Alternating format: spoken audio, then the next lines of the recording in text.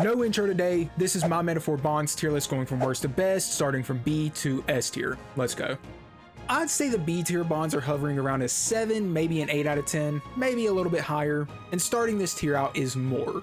I really like Moore as a character, but the reason I put him as technically the worst in the game is because there isn't much going on with his ranks.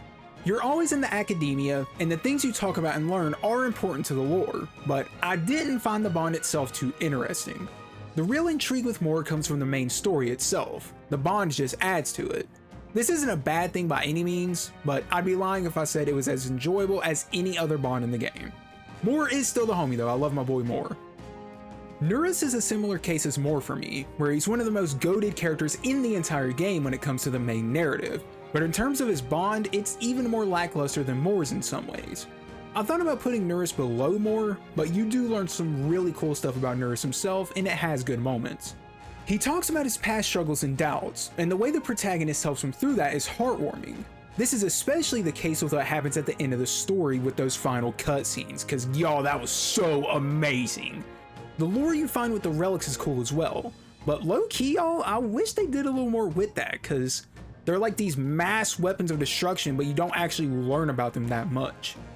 I love Neuras as a character and I do enjoy this bond. I just like most of the other ones more, because they feel a little more fleshed out. Straying away from the more linear bonds, if you will, comes Junah. Junah's bond is okay, but it's by far the most unremarkable one out of all the main party members. The biggest issue I have with the bond is that it's almost the exact same thing as Ann's confidant from Persona 5. Both Junah and Ann are doing their own thing, some random rival-esque character acts evil for no reason, they make up, and then they have their resolution. I guess Junah's entire character is just meant to be a Persona reference, but I mean, y'all could have been a little more creative, I'm just saying. In fairness, they do some things differently, it's not the exact same thing. You learn some lore about the Nydia tribe, Junah's past of being a slave, and why she wants to be a songstress. These are all important details, so I did like the bond despite the fact it had basically the exact same premise as Ann's confidant. I don't have much more to say about it. It's a pretty simple bond, it fleshes out Junah pretty well, and that's okay. The final character of B tier is everyone's favorite fairy companion, Gallica. I'm usually not a big fan of the auto-advancing social links or whatever in the Persona games, but I think they did a great job with Gallica's. You get to see her and the protagonist get closer, you see her and the protag grow as people, and it feels more like a normal bond or social link than any other auto-advancing one they've ever made. This includes the likes of Teddy and Morgana. She is way better than them. It felt super warm and fuzzy, and it only got better as the story continued to advance. A great bond and worthy of wrapping up the B tier. After the B tier, of course, comes the A tier, and these bonds are all hovering around the 9 out of 10, maybe a little lower, maybe a little higher mark for me. Bordering on greatness in my opinion, just not quite there in comparison to the actual 10 out of 10s or 10 out of 10 contenders, and the start of this one is Hulkenburg, the Lady Knight herself. I kind of have a similar feeling toward this bond as I do Junah's, but I think they executed Hulkenburg's a lot better than Junah's. It felt more unique than hers by virtue of not being the exact same premise as another character's. She's been hard on herself ever since the incident with the prince occurred, which leads her to somewhat resent her lack of strength in character. Through this bond, you help her overcome this and strengthen her resolve to save the prince, and in the process you bring justice to one of her corrupt comrades. Rank 7 when she gets paralyzed and just says, nah, I'd win. That was a fucking power play, seriously. And then she admits she didn't see herself as worthy of having friends. It's honestly just a really solid storyline, and I was pretty invested the whole way through. It has funny moments, serious moments, a good premise and message, and a good conclusion. Basilio shows up very late in the party, so I was a bit curious and slightly worried about how they'd approach his bond, but they made it a good bit more interesting than I was expecting. With that said, it's got similar issues to Junah's and Hulkenburg's, where a lot of the focus isn't necessarily on him, but another minor character introduced into the bond. This is something ATLUS has been doing since fucking Persona 5 and it's kinda getting old, y'all, come on. Basilio's bond is about his struggle to find his purpose and way after losing his brother, and it touches on the experiments the Sanctus Church did on the Parapus tribe. In case you haven't played Metaphor, in lore the church used the Parapus for experiments to make igniters and whatnot. Basilio and Fidelia were both used in these experiments, but managed to make it out with their lives.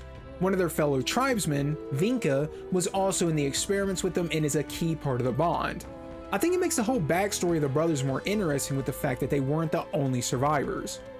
So in summary, Basilio is on a mission to find his purpose and motive to carry on and fight for himself and his brother's sake. So he eventually comes across Vinka.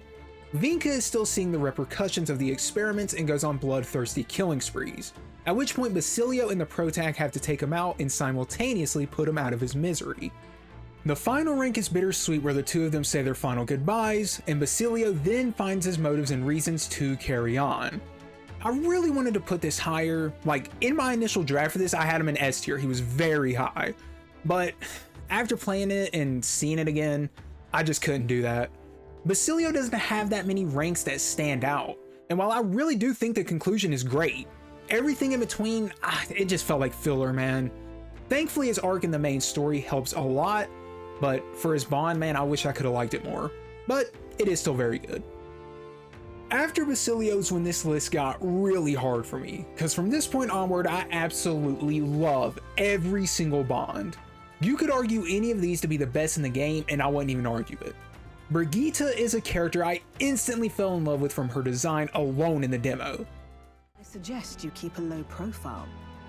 Trust me when I say you don't want to catch the eyes of the lords and ladies. You are one of the most beautiful women I've ever seen in my life.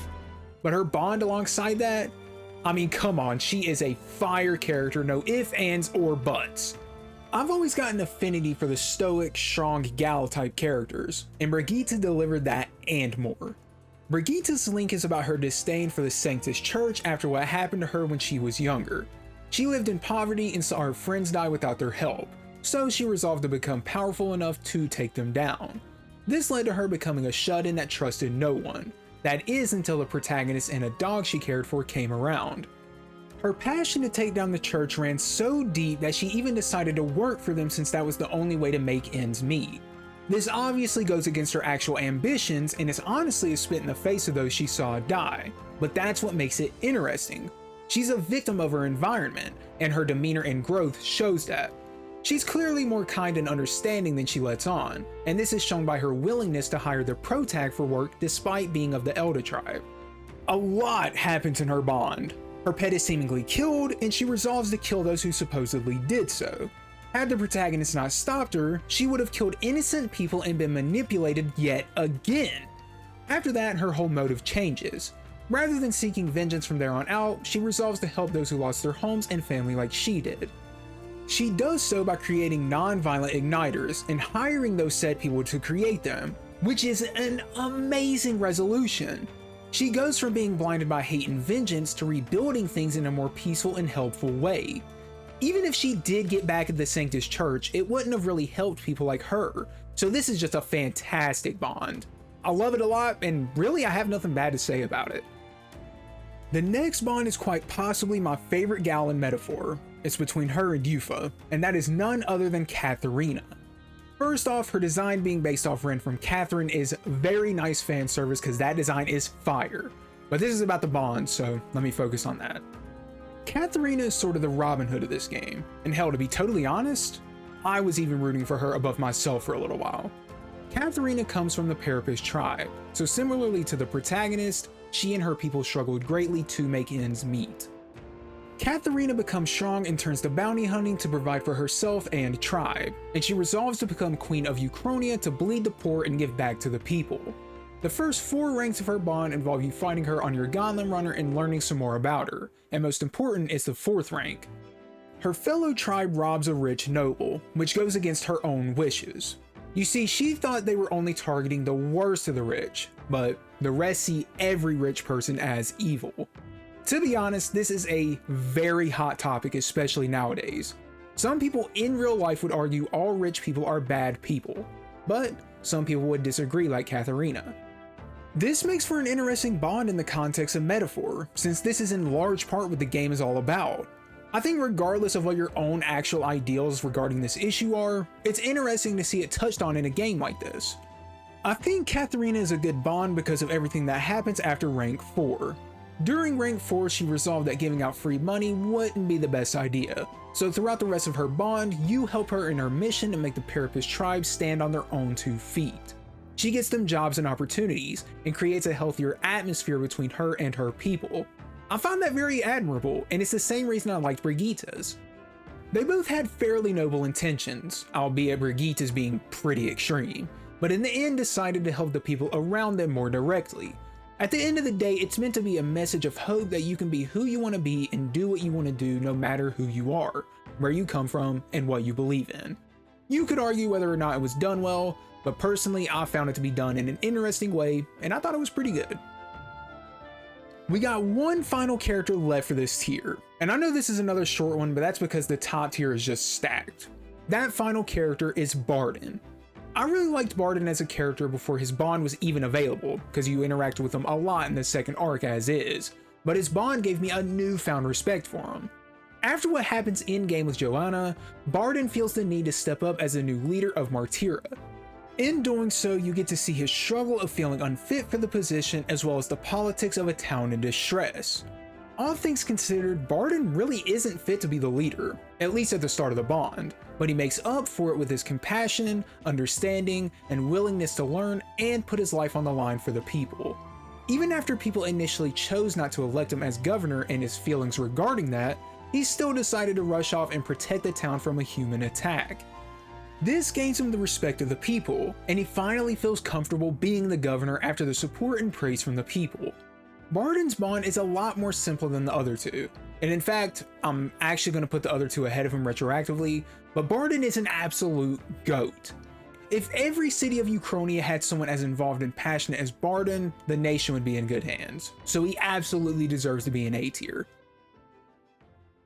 S tier, like I said, is the biggest tier of this video because the bonds in this game are way too goated, and someone I fell in love with as soon as they were available to hang out with was Eupha.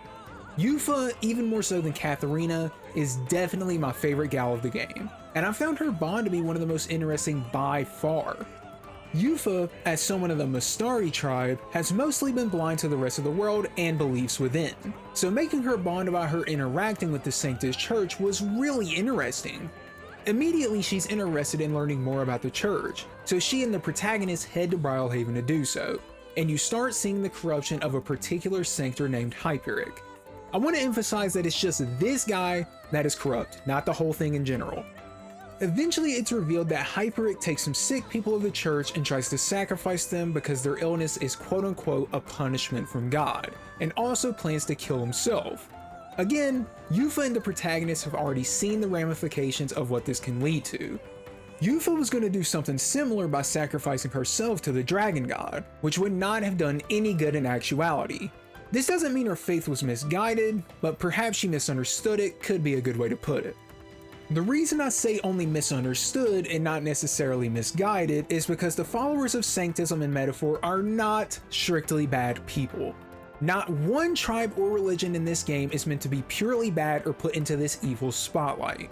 That's the whole point. That's why even after the end of the game, Sanctism lives on. If the writers really wanted it to be seen as this demonic evil thing, they would have eradicated it from the world. I mean, I think Eupha says it pretty well in her rank 7. She states, "Your devotion was real, so was Sanctor Hyperic's desire to save you, I believe. The spirit behind the prayers, the belief in something higher, I do think it helped save you. I simply say that such belief in God's salvation is no reason to abstain from saving yourself, which helps the people of the church view things in a different light, while also being able to retain their own values and beliefs." I think it's beautiful to see different tribes and people of different faith interact in a peaceful way. The whole point is that we can come together, share our teachings and beliefs, and take it as you will. There's many different ways to view the world or your religious beliefs while respecting the beliefs of others, which is the message that Eupha's bond is trying to tell. Whether or not it was done perfectly is up to you, but personally, I thought it was pretty good. Then her rank 8 is just wild, with what seems to be an actual canon romance, or at least a canon confession from Eupha to the protagonist, and it emphasizes the stuff I touched on earlier. This topic can be a sensitive one, so I hope I made it clear what I was trying to say without offending anyone. But to wrap this section up, because we've been talking about her for a while, Eupha's bond was really interesting and I actually enjoyed every single rank of it. Damn, we really were talking about her for a while, huh? So let's shake things up with Alonso. Alonso's bond was absolutely amazing and honestly just funny in some ways with how fast the pacing of it goes. So the first 2 ranks, you're mainly just chilling, learning some more about him and his nefarious ways. Which at this point I was like, oh god, this is gonna be another Tanaka, man. And for clarity, I hate Tanaka. That is one of the worst social links in Persona history, but I digress. Then rank 3 happens. Oh dude, this...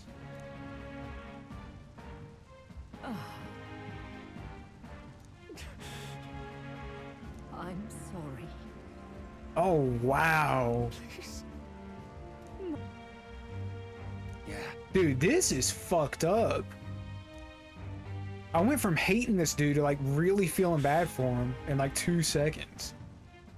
I have never seen a bond, social link, confidant, whatever, take this drastic of a turn in my entire life. It is so messed up and it had me totally hooked. And it made me realize this was not about to be another Tanaka. I was so damn confused at this point, and it felt like every other rank had me feeling the exact same way. Rank 4, he's about to kill himself. Rank 6, we're kidnapping the person who destroyed his village. And rank 7, I mean, I just have to let y'all see my reaction to this. This shit was fucking hilarious. Oh, I read this wrong. I thought it said I was eating Alonso out. I was about to say, what the fuck? Wait, what? What?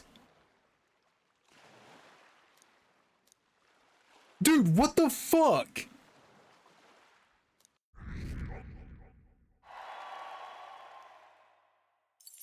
I can't say what just happened because it's a massive spoiler, but that's fucking bullshit what just happened. New king. 19 days remain. And then rank 8, you get his goodbye letter. And then you get a side quest where it's revealed he didn't actually die.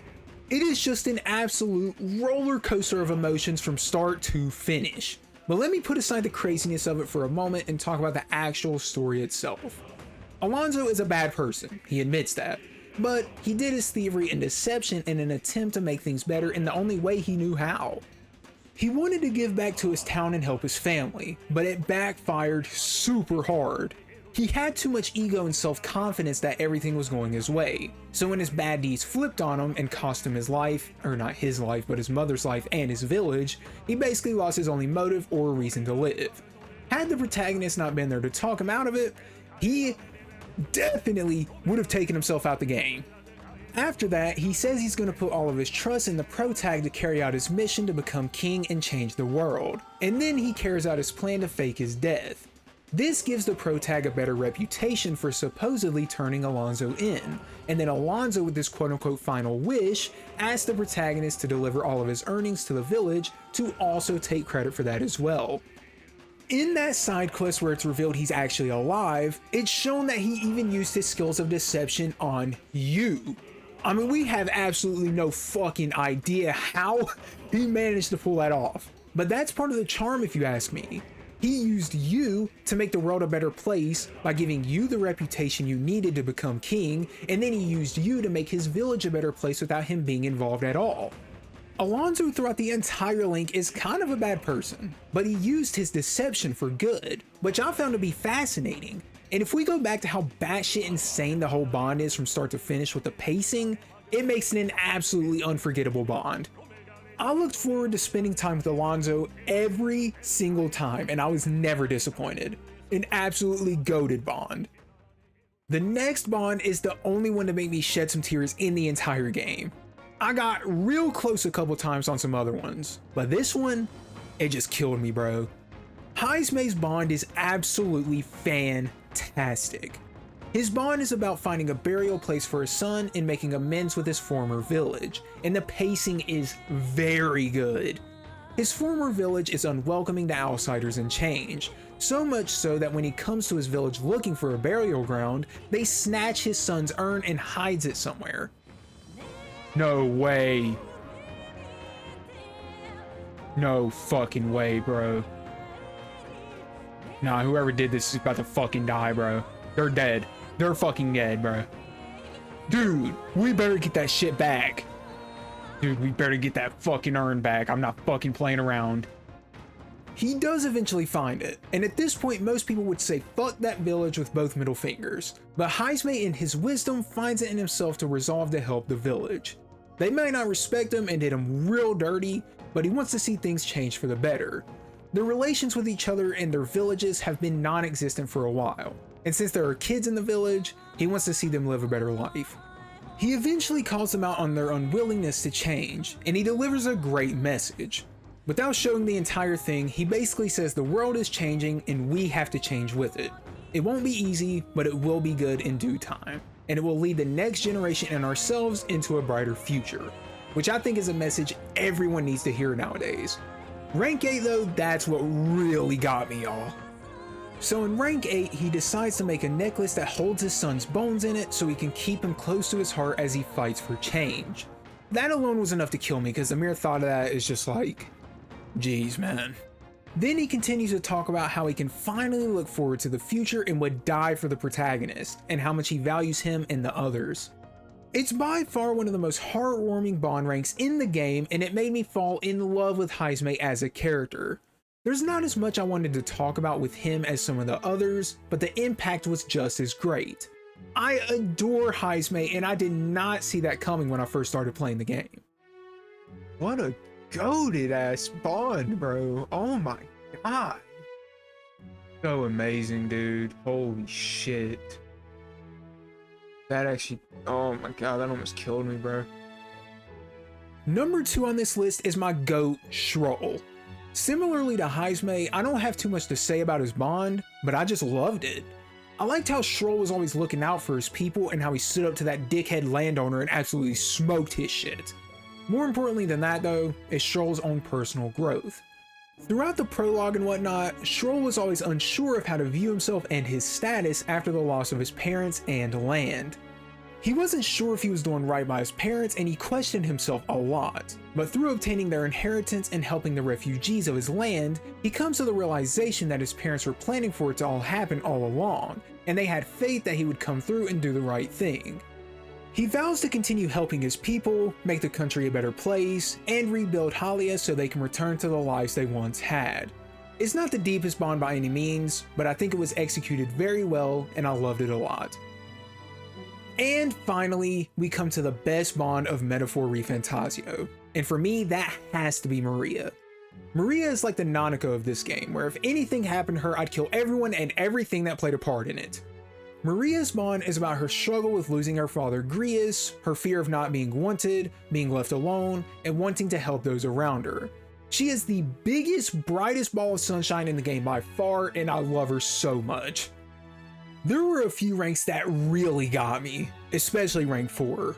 When she starts talking about not wanting to be left alone to Fabienne and the conversation that ensues after, it just about broke me. I'm a sucker for this kind of thing and it gets me every single time.